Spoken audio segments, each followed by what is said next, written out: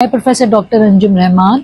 जैसे कि मैं आपसे डिस्कस कर रही थी रिकरेंट मिसकैरेजेस यानी कि बार बार बच्चे ज़ाया होना, इसकी क्या वजूहात होती हैं, आज हम आपसे डिस्कस करेंगे कि इसका क्या इलाज। जैसे कि वी हैव डिस्कस्ड कि मोस्ट कॉमन कॉज जो होती है रिकरेंट मिसकैरेजेस की, ये ऑटोइम्यून डिजीज हो सकती है, अनकंट्रोल्ड ब्लड प्रेशर हो सकता है, अनकंट्रोल्ड शुगर हो सकती है, या खून के अंदर आपके खून में ऐसे कोई जरासीम हो जिसकी वजह से जो बच्चे को ठहरने से रोक रहे हों,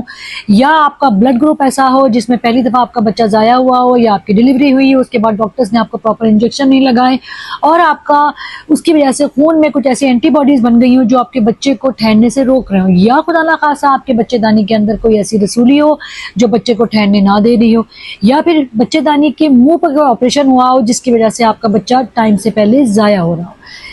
इन सब के लिए ज़रूरी है कि जैसे ही आपका 2 से ज़्यादा बच्चे ज़ाया हों, आप फौरी अपने डॉक्टर से कंसल्ट करिए। डॉक्टर साहब आपका खून का टेस्ट करवाएंगी,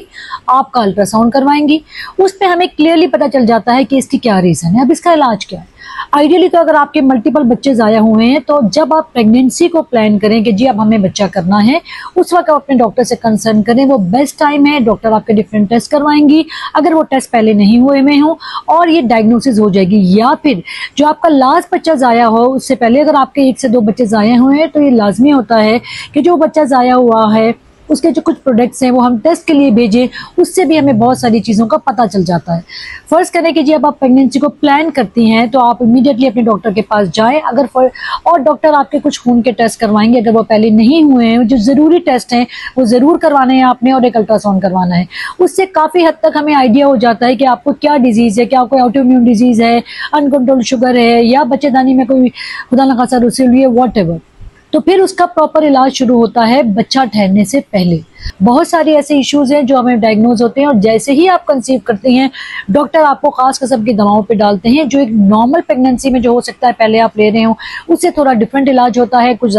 हो सकता है कुछ इंजेक्शन भी दे रहे हो सकता है कुछ एडिशनल मेडिकेशन वो डॉक्टर आपको देंगे, आपने लाजमी वो प्रॉपरली लेना है। और वो हो सकता है ये दवाएं कुछ औरतों की, खवातीन की 8वें महीने तक चलती हैं, या फिर ऐसी कोई रीज़न हो कि अगर फ़र्ज़ करें बच्चेदानी में कोई बड़ी रसूली है और आप प्रेगनेंसी को प्लान कर रही हो तो डॉक्टर आपका प्रेगनेंसी होने से पहले ही वो रसूली को निकाले और उसके बाद आपको समझाए कि आपने कैसे मज़ीद अपनी प्रेगनेंसी को प्लान करना है।